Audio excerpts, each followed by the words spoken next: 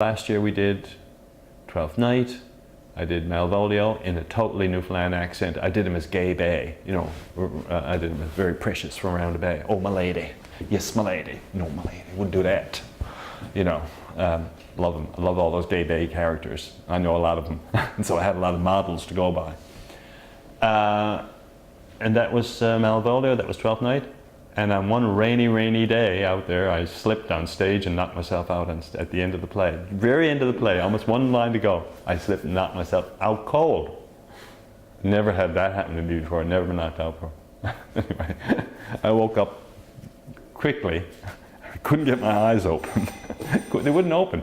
Finally, they popped open. All I could see was pixels in front of me, like colored pixels. And then I blinked, and there was the audience. And oh yeah. I remember the crack of my head on the stage. I remember falling. All right, I got to my feet. But it was the end of the play, so I thanked the audience. And that was that. And hopefully I'm no worse for wear. So that was Twelfth Night. That was last year. Twelfth Night was only last year. We got together and decided to start a company together. And Aidan Flynn had this dream. He put us on his truck and out we drove, listening to Guns N' Roses, and went out to Flat Rock, and he said, you know, stood on the rocks there and was like, what can you see happening here? And we're all like, and he's like, Shakespeare. And we're like, what?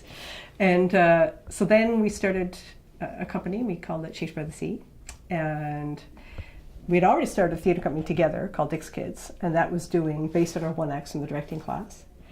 And then out of that came us doing Shakespeare outside. And this is before, you gotta remember, this is before the internet. So we didn't know at that time that there were a lot of companies doing Shakespeare outside. You know, we were so innocent, it's a nice way of putting it, that we were like, we're doing Shakespeare outside, how bold. And we started with Shakespeare by the Sea, and they ended up moving it to Logie Bay, where my mom and I used to go picnicking, because Flat Rock wouldn't take a bunch of crazy kids on their rocks, fair enough. And so we were down by the Marine Lab and we did our shows there, and that's kind of where I got my first taste of producing Shakespeare. So I went from reading it to performing it to producing it, and then I kind of haven't looked back.